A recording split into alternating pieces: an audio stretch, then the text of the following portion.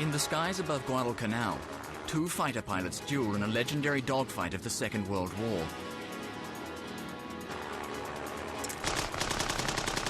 It was one of the epic air battles of all time, eyeball to eyeball, gun to gun, aircraft to aircraft. This is the high noon of the Pacific War, a showdown between each side's frontline fighter.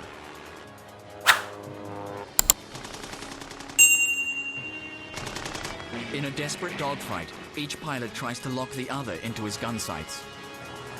But then, when they have the perfect shot, they don't go in for the kill. An act of chivalry, a loss of nerve, or a mechanical malfunction. By the end of the battle, each pilot in his plane will be riddled with bullets. And yet they survive. This remarkable story will lead investigators deep into the jungle of Guadalcanal, where they make an amazing discovery. And finally solve the mystery of the dogfight over Guadalcanal.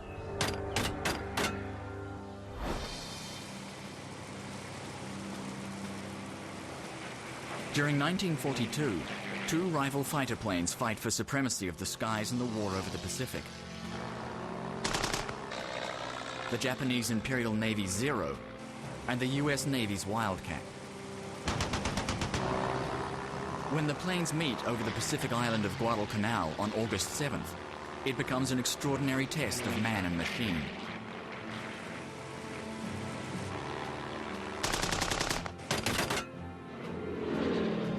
On that day, two outstanding pilots are in the air, Saburo Sakai and Pug Southerland. Each keeps a detailed journal of the precise anatomy of that first encounter. It is one of the best documented dogfights of the Pacific War. I could hear the steady stream of bullets zinging in behind me. The after part of my fuselage was like a sieve. Never had I seen an enemy plane move so quickly or so gracefully before. Every second, his guns were moving closer to the belly of my fighter.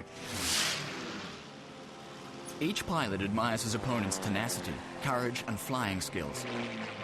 Both men are at the top of their game. Both realize that they have to push their planes to the absolute limit. To the end, the outcome remains uncertain. Saburo Sakai is 25 and already a proven ace with over 50 kills to his name. His ancestors are samurai. The pilot training scheme which Sakai joins in 1937 imbues him with that same feudalistic warrior philosophy.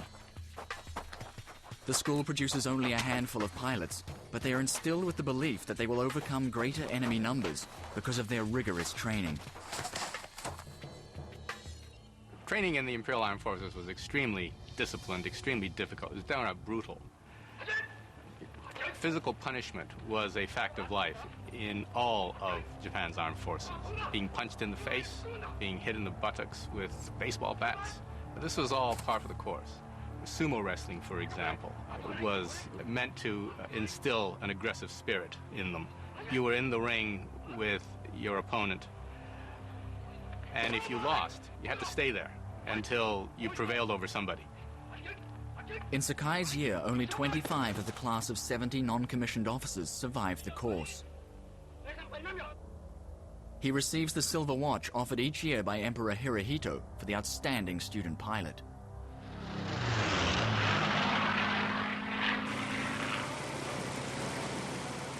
Pug Southerland comes from a very different background. He is trained at the US Naval Academy as an officer and gentleman.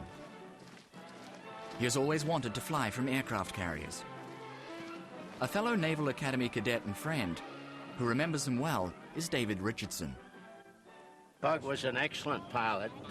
Pug, of course, means pugnacious. And he had been a boxer at the Naval Academy, very aggressive type, very competent, very cheerful individual, a lot of fun to be with. Like Sakai, Pug is determined to succeed. His skill at avoiding punches easily translates to ducking and diving in the air, and he becomes one of the best shots in his squadron.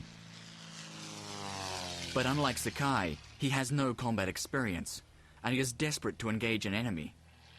He won't have long to wait.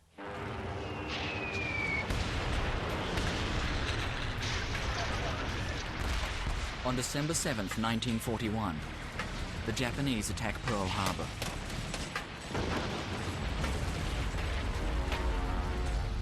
On that day, Saburo Sakai is escorting a squadron of Japanese bombers on another mission to destroy US military bases in the Philippines.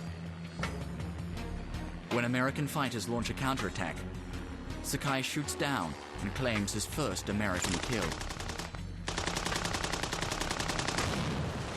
While Sakai is shooting down Americans in the Pacific, Pug Southerland is 5,000 miles away on an aircraft carrier patrolling the Atlantic. But with the declaration of war, it is not long before the United States is scrambling to deploy troops in the Pacific to counteract the Japanese onslaught. In June 1942, the Japanese start constructing a landing strip on the island of Guadalcanal in the Solomon Islands. Japan will soon pose a threat to the Allied shipping lanes between the United States and Australia.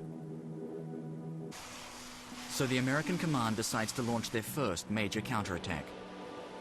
When reports of an almost completed airstrip on Guadalcanal reaches Admiral Nimitz, he orders a 3-carrier task force to invade the island. The amphibious landing by 19,000 Marines is supported by as powerful an invasion fleet as the United States has ever assembled. On July 7th, the carrier Saratoga departs Pearl Harbor, with Pug and his squadron aboard. They are equipped with the Grumman Wildcat, the US Navy's frontline fighter. As they steam across the Pacific Ocean, the officers assemble for a pre-battle squadron photo, an event that gives them pause for thought. How many will be there for the next portrait? On July 20th, the squadron loses 3 Wildcats and damages 2 more while attempting to land after a gunnery exercise. The next day, Pug and his fellow pilots are briefed on their role for the invasion. Stories of cannibalism on the Solomon Islands are rife. They are told not to approach the natives if they have to bail out. On August 7th, 1942, 8 months to the day since the attack on Pearl Harbor, the invasion begins. Shortly after dawn, US battleships start shelling the islands of Guadalcanal and neighboring Tulagi.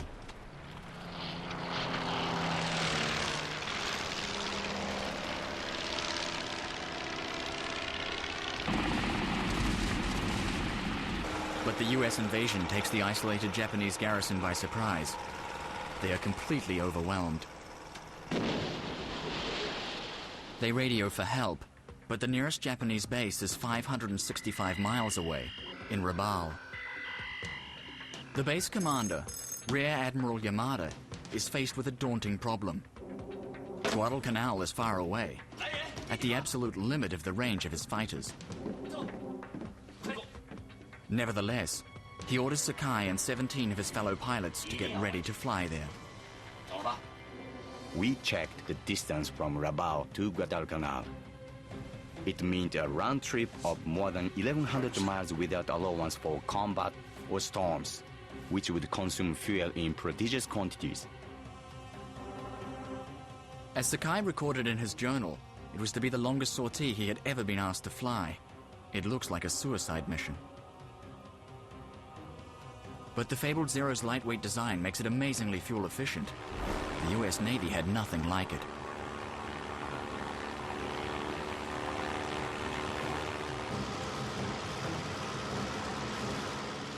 The Wildcat was at a serious disadvantage to the Zero. Without drop tanks that would fit under the wings, the Wildcat had a typical combat radius of about 200 nautical miles. Now that was fairly representative of most fighters that were flying at the time. But we knew almost nothing about the Zero. It could fly one way, 500 to 550 nautical miles, engage in a dogfight, and return to base all on one tank of gas. And consequently, when Zeros were showing up so far from land bases, the Americans drew the logical conclusion that the Japanese had more carriers than we thought they did. In creating a fighter that operates in the vast Pacific theater, the designers of the Zero have had to make some compromises on safety.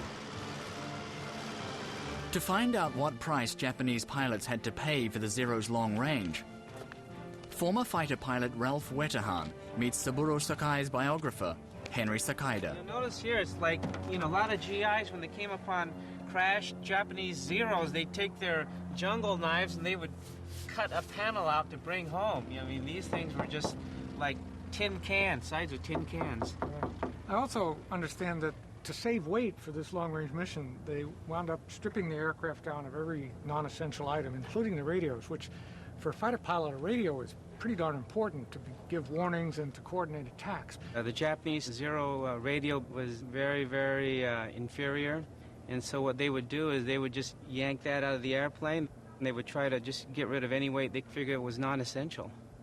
Ralph's keen to learn about the Japanese attitude towards protecting their pilots from Imperial Navy historian Sam Tagaya. The Zero that Sakai flew, the Model 2-1, didn't have any armor plating or self-sealing fuel tanks.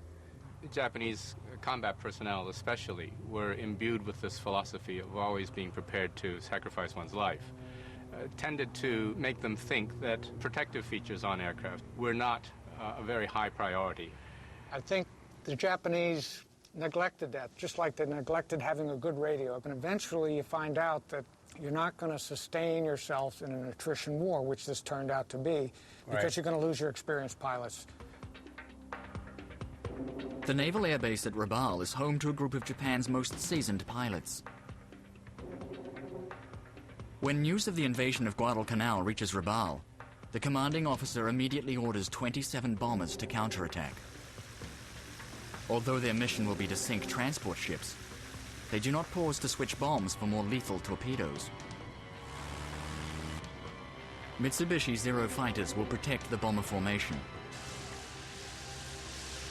Just before takeoff, Sakai warns his two wingmen about the American pilots they're about to face for the first time. He orders them to stay in formation. Above all, never break away from me. No matter what happens, no matter what goes on around us, stick as close to my plane as you can. Remember that. Don't break away. This is Sakai's last chance to speak to them directly. Once en route, hand signals will be the only way to communicate. By 10 o'clock, a force of 17 fighters and 27 bombers is on its way. Like the Zero fighter, the bombers have no fire protection for their fuel tanks. Their crews call them flying cigars because of their tendency to quickly catch a light when hit. As the aerial armada reaches cruising altitude, the amphibious assault by U.S. Marines on Guadalcanal has already begun in earnest. Below decks on the Saratoga, Pug's team receives news that a large Japanese force is approaching. Fellow pilot David Richardson remembers their reaction. Were we afraid? Did we have a sense of fear? No, that isn't a part. You fly your airplane. You focus on what you're doing at the time.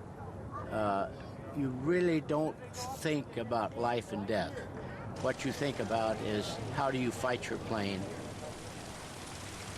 Pug has only 8 Wildcats under his command to intercept the 27 Japanese bombers.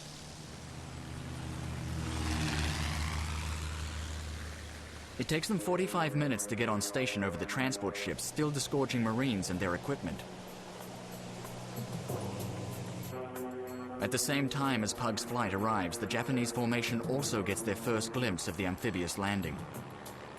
Even at a distance, Sakai is amazed at the size of the operation. There must have been 70 transports approaching the beaches, and there were other ships too distant and numerous to count. After flying for around 4.5 hours, the Zeros drop their empty external fuel tanks. Sakai scans the sky for American fighters. Pug also searches through the clouds, looking for Japanese bombers. His task is to shoot them down, if possible without engaging the Zero fighters escorting them. At 1300 hours, Pug finally catches his first glimpse of the Japanese formation. Horizontal bombers, 3 divisions, 9 planes each, over Savo, headed for transports. Put gun switches and sight lamps on. Let's go get them, boys.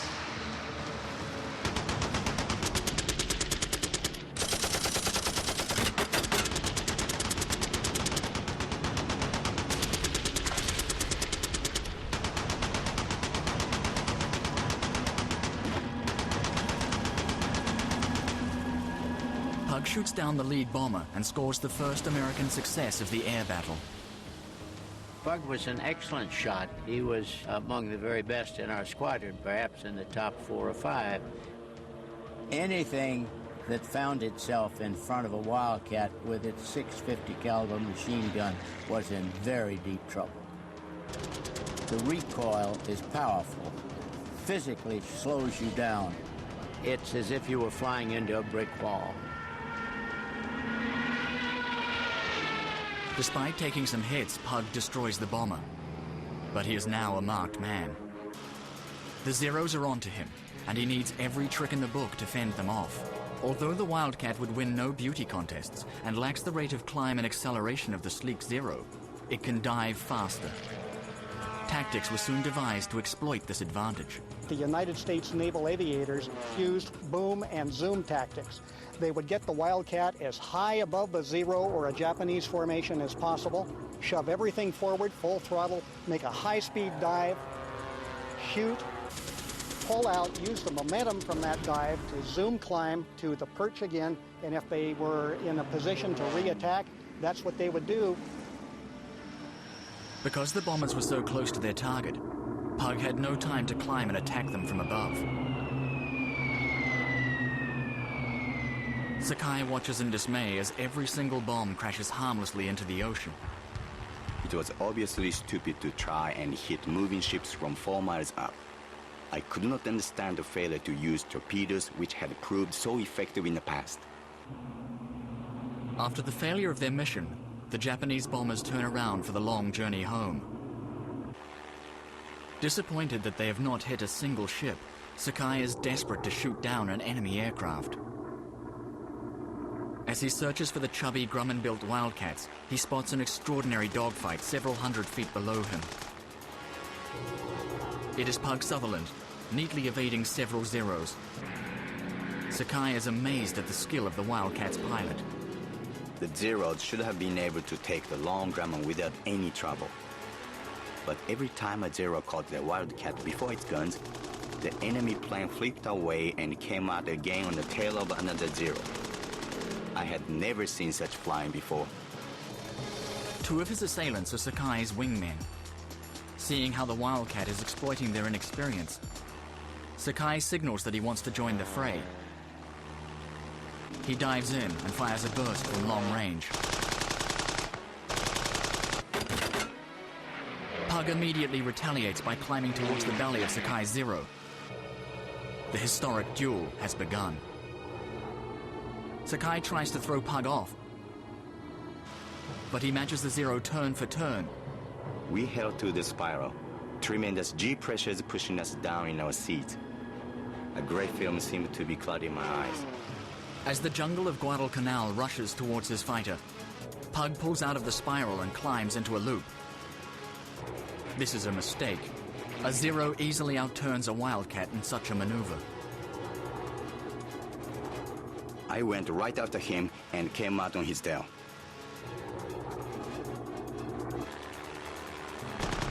I pumped 200 rounds into the Grumman's cockpit, watching the bullets chewing up the thin metal skin and shattering the glass.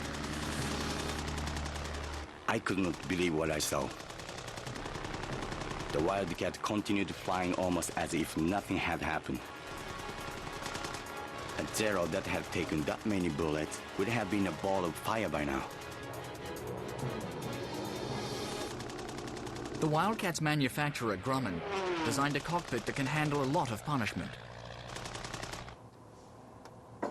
Southerland was pretty well protected from any stern aspect because this plate goes from almost the top of the canopy clear to the bottom of the cockpit floor.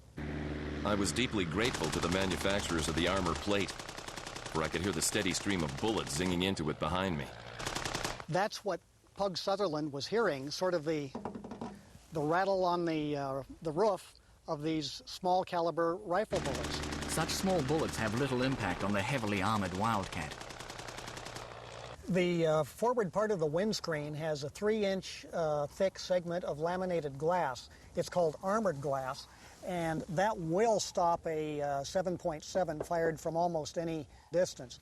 Because of the durability of his airplane, because of the armor plate around his cockpit, and because of the self-sealing gas tanks that prevented catastrophic fires in flight, Southerland was able to survive against 3 or 4 Zeros.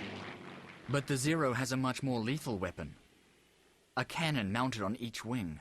Sakai and some of the more proficient Zero pilots like to use the 7.7s as ranging, and once they were hitting with those, then they haul out this Hummer, which is a 20-millimeter shell. In order to fill his gun sight for a cannon burst, Sakai accelerates closer to the Wildcat. But he is in for a surprise. Pug is about to put the brakes on. I slammed the throttle forward just as the enemy fighter lost speed. In the moment, I was 10 yards ahead of the Wildcat, trying to slow down. Pug has laid his trap well. The Zero is now in his gun sights. Sakai braces himself for the inevitable end. I hunched my shoulders and prepared for the onslaught of his guns.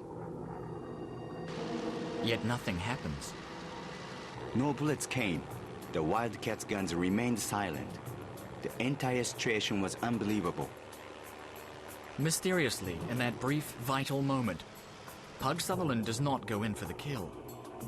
Was his plane damaged? Were his guns jammed? Or does Pug just fail to pull the trigger for some reason? Sakai could not believe his luck. He immediately takes evasive action to avoid the Wildcat's line of fire. He drew up alongside Pug's plane. Looking across at the American pilot, he sees he is wounded. Blood stained his right shoulder. I saw the dark patch moving downwards over his chest. Now it is Sakai's turn to hold fire. For a moment, Sakai hesitates to deliver the coup de grace. I honestly didn't know whether or not I should try and finish him off. Such thoughts were stupid, of course. Wounded or not, he was the enemy. Sakai will claim in his memoirs that he deliberately avoided aiming his guns at the pilot. But when Pug jerks the Wildcat into a climb, Sakai knows the plane must be destroyed. That was it. I aimed carefully at the engine. A Zero put a burst just under the left wing root.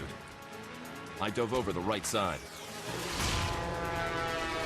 As Pug bails out, his gun is ripped from its holster. He manages to open his parachute less than 400 feet above the jungle canopy.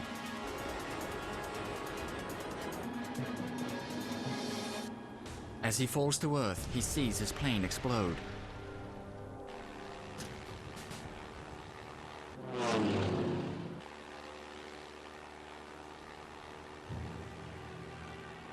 "64 years later, questions still remain about the events leading up to Sakai's final gun burst.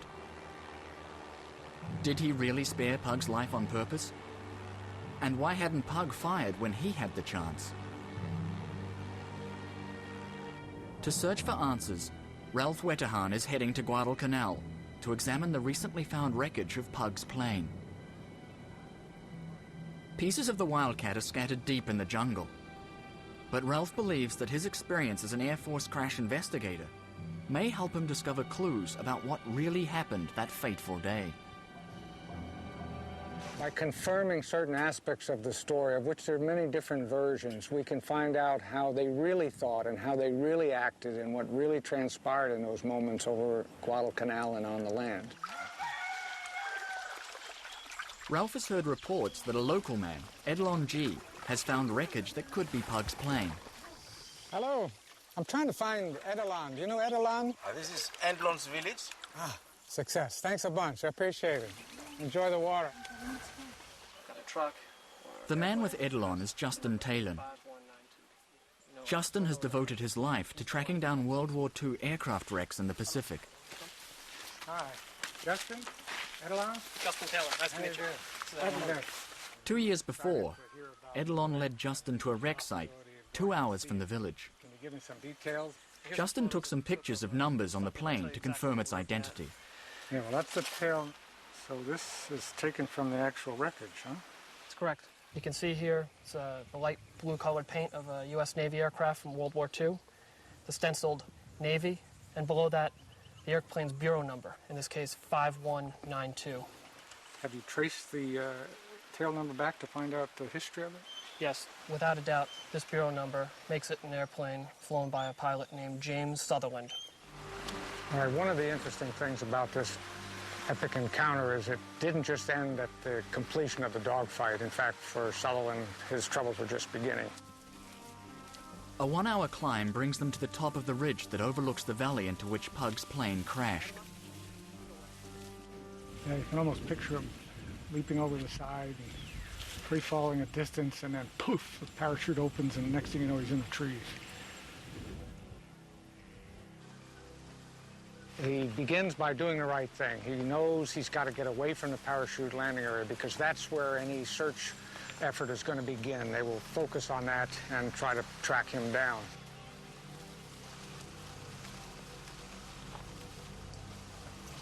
But he's operating on adrenaline at that point, so all of his wounds, he's either ignoring them or not feeling them. Then he gets in cover. And he takes an assessment of how bad off he is, and he's in pretty bad shape, especially the bullet that's gone through his foot. He spots some Japanese in a tower that are actually searching for Americans, but he sees them first and decides to avoid the high ground and the easy movement areas and get back into the dense jungle. Pug is now in a dangerous situation as he crosses enemy-held territory. He lost his handgun when he bailed out, so he has no way of defending himself if he stumbles into a sentry. Once he descends into the jungle, his problems compound somewhat. First of all, I mean, I'm just standing here and the sweat is pouring off me. He's trying to move away from the danger area, so he's profusely sweating. He's got adrenaline coursing through him. He's got to deal with snakes and insects and vines that have thorns on them like barbed wire, and the disorientation that occurs with a 200-foot canopy above him where he can't tell east from west because he has no idea where the sun is. So all of these things are hitting him, bang, bang, bang, one after another, but he's making the right decisions. He's going the way that's going to keep him from being observed, and he's keeping his wits about him. For Ralph, the scramble from the ridge to the bottom of the ravine is exhausting. He is relieved when Edelon eventually guides him to a section of the stream that runs along the valley bottom. This is where the remains of the Wildcat are scattered.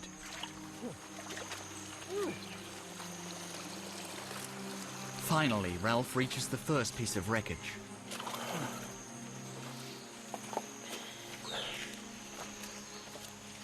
Pratt & Whitney, for sure. Ralph is looking at what remains of the circular bank of cylinders from the Wildcat's radial engine. He discovers that one at the back has been hit by what he believes was probably a large caliber shell.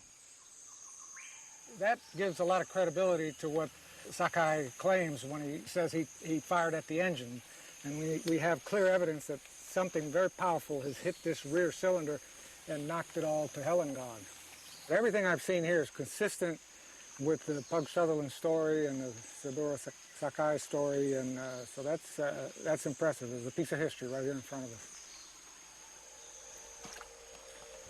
But the big mystery of why Pug didn't fire his guns when he had Sakai in his sights can't be solved by looking at a rusty engine.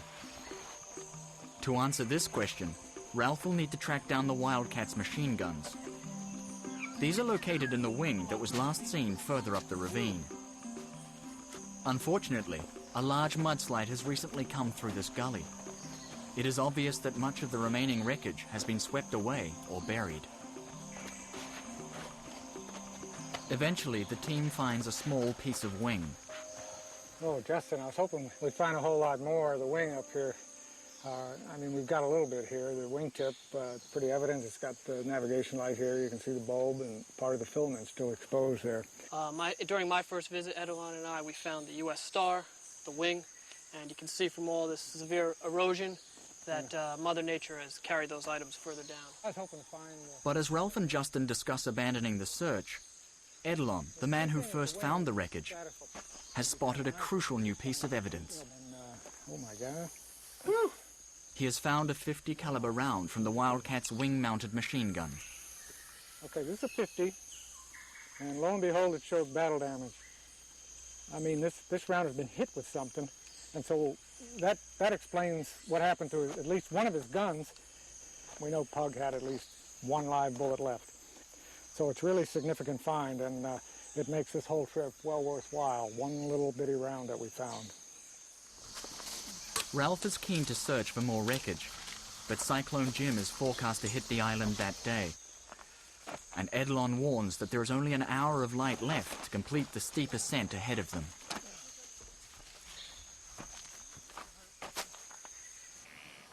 Oh, I'm whipped. I mean, we've come down that ridge into the ravine and then clawed our way up to the top here. Well, none of us have any bullet holes in us. None of us are bleeding. None of us are in shock from having bailed out of an airplane that's just been shot to pieces. And the only thing that I can think about right now is what an amazing feat Pug Southerland accomplished getting out of this stuff. This is awesome. After several hours, Pug finally makes it through the jungle and reaches the coast.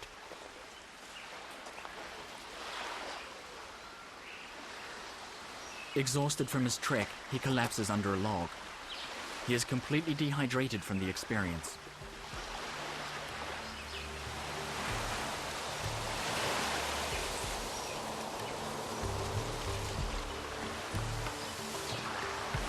When he wakes up, he is desperate for a drink. Some teenage boys from a nearby village spot Pug and offer to look after him. One of them, Bruno Nana, still lives in the same village.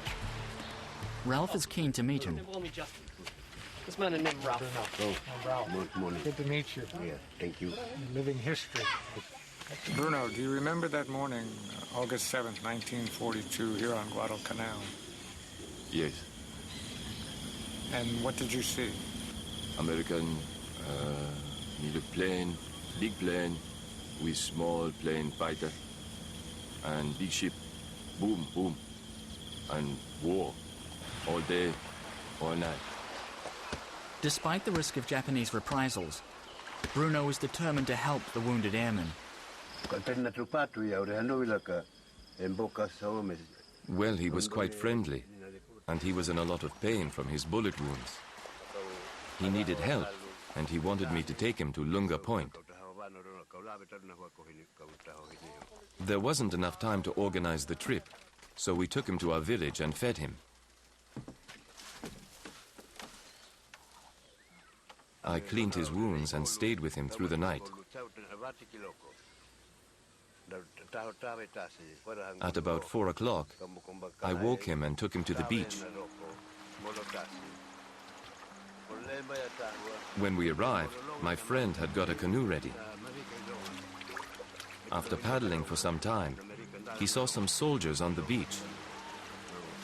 We hoped they were American, as he told us to paddle to the shore.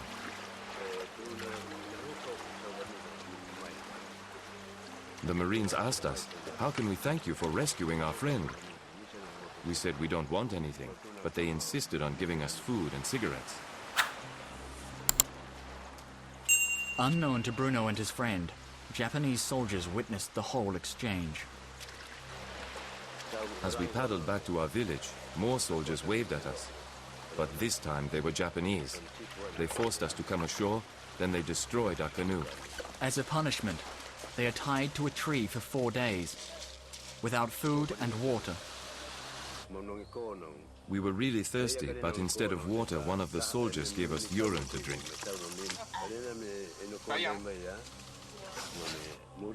Before dawn, on the 4th night, my friend worked his ropes loose.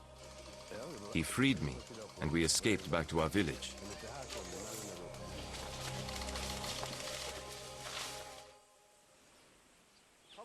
Around Bruno's village today, there are still plenty of reminders of the battle for Guadalcanal. Among many pieces of wreckage is an intact wing of a Wildcat. Ralph is curious to check out the mechanism that fed 50 caliber bullets to the machine gun. Ever since Edelon found that round at the crash site, I've been trying to piece together the possibilities that Southerland encountered in terms of how his guns were functioning during the rest of that dogfight. Now here we have a wing of a Wildcat, and here's where the 50 caliber machine gun would be mounted. Right underneath where my hand is would be the ammunition drum that would feed 50 caliber ammunition, as I'm showing you here, through a very narrow chute. It's over a roller and through this area. And the tolerances, as you can see, are fairly tight. It's hard for me to get these rounds to move smoothly. What this tells me is that this system had very tight tolerances. Any abuse is going to give you problems with jamming. And Southerland had plenty of abuse. In his journal, Pug describes battle damage received during his first attack. My fuselage aft had been hit, probably by the bomber's tail gunner. My windshield had shattered from a glancing shot. Edelon has been back to Pug's crash site to look for more evidence. His eagle eyes have spotted another important find. Oh my. There's no doubt what that is, right? That's a 45 automatic, pistol. And that's the type of weapon that Southerland had, and it's the type of weapon that, and holster mechanism that got hung up as he was trying to bail out over the side of the aircraft. That's right. So this is an amazing find. It's hard to prove conclusively that this is Pug's gun. But the fact that it was found right at the crash site is enough to convince Ralph. I'm holding the weapon that Pug Southerland had in 1942, on the 7th of August, the opening day of the air battles over Guadalcanal. This is an incredible piece of history here. Amazing. Amazing. All right, what else have you got? Edelon has recovered more ammunition from the Wildcat's guns. And again, you can see it hasn't been fired. Yeah, the primer's still intact. It hasn't been hit by the firing pin. And now we've got 2 more rounds. And that's pretty conclusive evidence that he had significant amounts of ammo still left in that aircraft. He's very happy. On his last night on the island, Ralph carries out a closer examination of the damaged 50 caliber round found at the wreck site. I think we've come to some conclusions that clear up a lot of the mystery. One of which is, why didn't Pug shoot down Saburo Sakai when Sakai wound up flushing out in front of him for that brief period just before Sakai finally moved back and shot down Southerland. Ralph is convinced that this 50 caliber round from Pug's plane exploded in the ammunition belt feeding the machine gun. At the very end, the neck has flared somewhat. That would not have occurred due to impact damage from the crash. That can only occur if this round is fired outside of a chamber of the 50 caliber machine gun. So what caused this round to detonate prematurely? Pug attacked a Betty bomber, and during that attack, he came under fire from 2 weapons on that Betty bomber, a 7.7 millimeter round and a 20 millimeter round. We know that some of those rounds hit his aircraft because Pug reported that his windscreen was damaged. That could only be done by the 7.7 millimeter round. A 20 millimeter round would have done a lot more damage than simply cracked. If we take a 7.7 round and then place it in position on the 50 caliber round, we will see that it fits nicely into this groove that cracked open the belt. I mean, this is an amazing discovery. This really is the Rosetta Stone of the Pug Southerland shootdown. Ralph thinks that when Pug's plane was hit by 7.7 millimeter bullets from the bomber's gunner, one penetrated his wing and caused a round in the machine gun belt to explode, which jammed the gun. Sakai was lucky. His life was probably spared by the damage to the Wildcat's machine gun. Having survived this narrow escape, Sakai could have turned around and headed home with the bombers. But he doesn't want to. This battle is far from over for him. He searches the skies for more Wildcats. Far in the distance, he saw 8 dots. And thinking they were fighters, he just pulled away from his wingman and he just opened full throttle and he went after him. And when he was about 300 yards, he realized, uh-oh, these are dive bombers and they have tail gunners pointed at him. So it was too late to turn back. And he opened up with everything he had right through the formation. And that's when he got hit. One of the tail gunners, he actually was so close that he saw Sakai's face. He saw Sakai go back in his seat like that, and it was like a flash on a movie screen. Boom, and he was gone. I blinked several times. What was wrong? Everything was so red. A wild panicky thought gripped me. I might be blind. Then I shifted my feet to the rudder bar. Only my right foot moved, and the Zero skidded as the bar went down. My whole left side seemed to be paralyzed. Bullet fragments from the Dauntless dive bombers have left Sakai seriously wounded. Sam explains to Ralph how keeping the plane airborne would turn into the most formidable endurance test Sakai had ever faced. When I interviewed Sakai, he showed me his flight goggles and the flight helmet he was wearing at the time of this mission. And the bullet actually entered his head just above his right eye and smashed the rim of his goggles. And it actually exited in the back of his head. It's quite apparent if you actually take the helmet in your hand, the leather helmet, and see where the entry and the exit was. So it went through his skull? It went clean through his brain. And it's a miracle that he wasn't instantly killed. The fact that it smashed the windscreen as it came through slowed the bullet down just enough that it didn't kill him. Instantly, the entire left side of his body is paralyzed. He can't move his left arm, he can't move his left leg. To stop himself lapsing into unconsciousness, Sakai gave himself jolts of pain by irritating his wounds. He is so convinced he will die, he decides to end it all in a kamikaze blaze of glory. There was a period of time when he flew back and forth trying to look for enemy ships to crash into. And so he would fly this way, then turn around, and he would kind of zigzag a little bit. If I must die, at least I could go out as a samurai. My death would take the enemy with me. A ship. I needed an enemy ship. But then finally, he told me that he saw a vision of his mother saying, "Son, wake up, you know, get a hold of yourself. Point your Zero in this direction." So he said he pointed his Zero in this one certain direction and just prayed that he would make it home.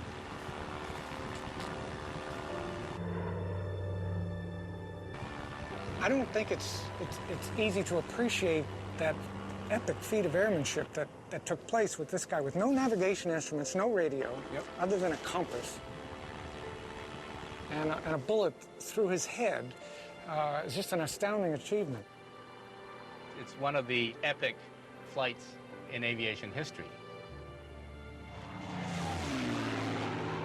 After an agonizing 5-hour flight, Sakai, blind in one eye, paralyzed down one side, and barely conscious, finally brings his plane down at the base in Rabaul.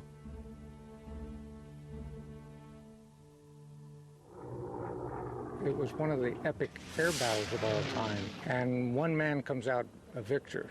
But it doesn't end there. The epic nature of this battle continues for both of them.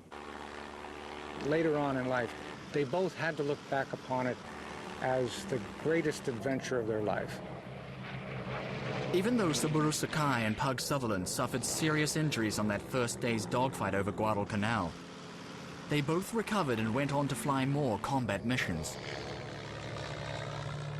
With only one eye, Sakai made further kills. By the end of the war, he had become the Imperial Japanese Navy's highest-scoring ace, credited with destroying 64 Allied planes.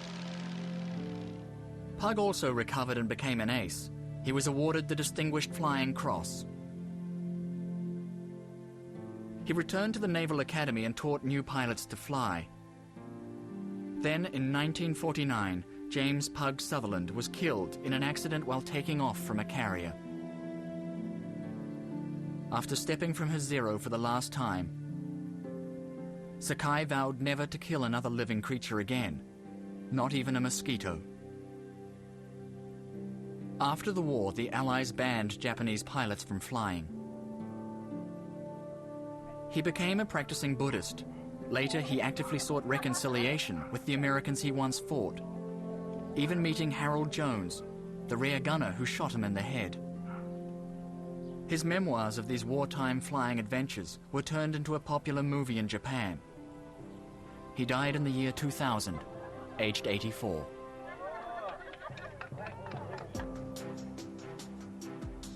Amazingly, Pug and Sakai survived their first day of dogfighting over Guadalcanal. But August 7th, 1942, was a day of reckoning for both sides. One of Japan's top guns was sidelined from the campaign, and 5 of the 8 Wildcats under Pug's command were lost. The capture of the Guadalcanal airstrip on August 7th, 1942, proved to be the turning point in the war against Japan.